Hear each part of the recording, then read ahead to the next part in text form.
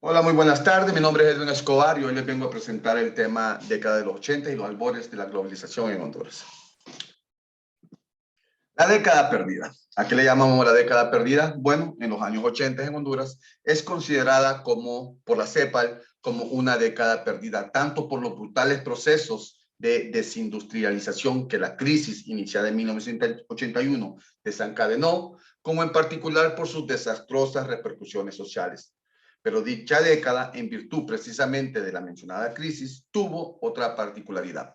En ella, y es que se consolida la emergencia de un nuevo modelo general de desarrollo que tiende a imponerse y a generalizarse en los años recientes en Honduras, entre 1981 y 1985, los cuales gobernaba el presidente Roberto Suazo Córdoba. Este gobierno, es importante mencionar, apoyaba entusiastamente los esfuerzos de Estados Unidos por erradicar los movimientos revolucionarios en América Central, como el conflicto Irán contra en Nicaragua.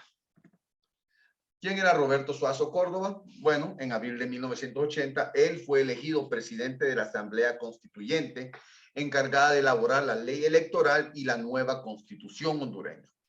En las elecciones generales del 29 de noviembre de 1981, el Partido Liberal logró la mayoría de los votos.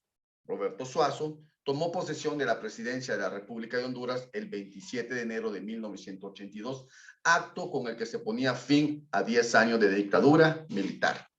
Durante su mandato, desde 1982 a 1985, Roberto Suazo Córdoba estrechó los vínculos con Estados Unidos y facilitó, en consonancia ideológica con el presidente Ronald Reagan, las operaciones de la Contra, la guerrilla nicaragüense antisandinista, y del ejército estadounidense desde el territorio hondureño. Propició asimismo la preponderancia del capital extranjero, pero fue incapaz de detener la inflación de la deuda externa y la agitación social, a la que trató de combatir con la represión. Fue sustituido por el también liberal José Simón Azcona Hoyo. ¿Qué es la globalización? Bueno, es un proceso económico, tecnológico, político, social, empresarial y cultural a escala mundial que consiste en la creciente comunicación e interdependencia entre los distintos países del mundo, uniendo sus mercados, sociedades y culturas a través de una serie de transformaciones sociales, económicas y políticas que le dan un carácter global. La globalización es a menudo identificada como un proceso dinámico producido principalmente por la sociedad. Ya entrando más en contexto sobre la década del 80 y los albores en Honduras, vamos a hablar de las generalidades de la época. A finales de 1970 y durante la década de 1980, la región centroamericana atravesó por una crisis política, social y económica. Un conjunto de factores internos agudizaron como la iniquidad en la distribución de las riquezas, automatismo de las élites políticas, tanto civiles como militares, generaron un ambiente de inestabilidad en la región, afectando las relaciones entre los países de la región. La guerra de El Salvador, las desigualdades sociales, desastres naturales, las guerrillas, la consolidación de la guerra contra Somoza, la represión militar y política contra los movimientos revolucionarios, entre otros. Las políticas ejercidas por Estados Unidos y la Unión Soviética durante esta década en la región centroamericana agravaron la situación. Por esto Honduras se convierte en una zona de convergencia de las potencias mundiales bajo la situación de la Guerra Fría, ayudaron a que se militarizara la región y que se agudizara la crisis social. Factores internos de la crisis económica y política durante la década de 1980 son los siguientes. La guerra salvadoreña por el pueblo, surgimiento de las guerrillas FMLN, consolidación de la guerrilla sandinista FSLN contra Somoza, crisis económica a causa de desastres naturales, las desigualdades sociales en Centroamérica, la represión militar y policial contra movimientos revolucionarios. En Honduras ocurren brotes revolucionarios, desarrollo de medidas políticas de control impuestas por Estados Unidos en Honduras y el rompimiento de Mercomún en la década de 1970, agudizando los problemas económicos en Centroamérica.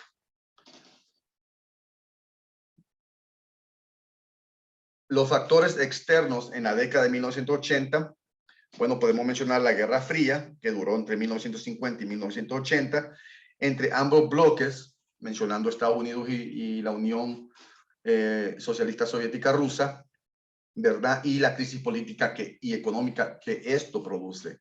Los bloques socialistas, que es el socialismo como solución a la desigualdad, y el socialismo como solución al subdesarrollo, y la intervención de Estados Unidos directamente, y el ejemplo del modelo cubano en América. Algo que también es muy importante mencionar, que es el conflicto histórico en Centroamérica, es un fenómeno, y me gustaría mencionarlo ahorita rápidamente, es un fenómeno histórico de la región que se agudizó durante la década de 1980 debido a los procesos sociales y conflictos internos. Debe agregarse también la política exterior de las potencias hacia Centroamérica, que constituyó otro motivo de la crisis social al promover el armamentismo y las tensiones entre los gobiernos del área.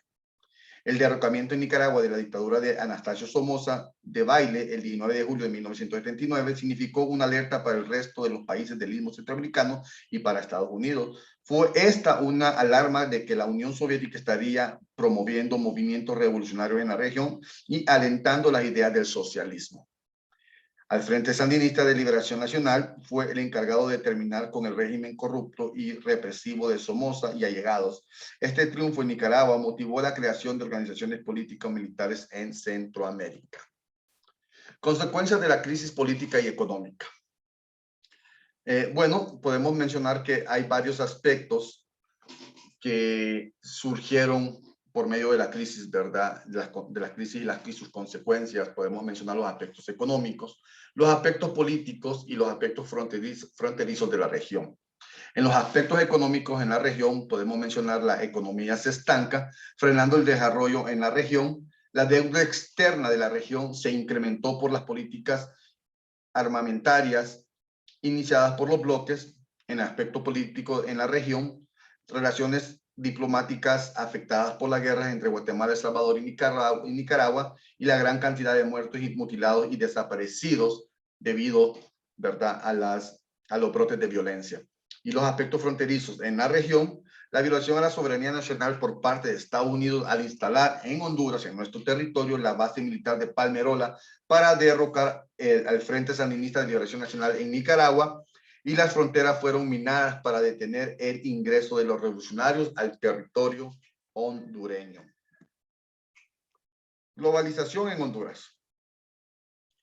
La democratización en el país tuvo un ritmo lento debido a intervencionismo extranjeros, a la presencia de poder militar en la toma de decisiones del Estado y una sociedad civil desorganizada y pasiva.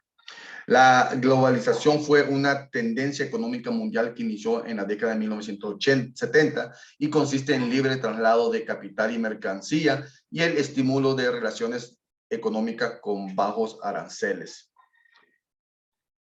La ausencia de un programa nacional, es importante mencionar, de desarrollo permitió que a finales del siglo XIX las élites gobernantes y el sistema político estuvieran también sujetos a la influencia de las compañías bananeras y mineras. Es importante mencionar cómo este ajuste estructural, ¿verdad?, toma parte de la globalización en Honduras. Después de la Segunda Guerra Mundial, como dato, fueron los organismos financieros internacionales quienes intervinieron e impusieron sus exigencias a nuestro país.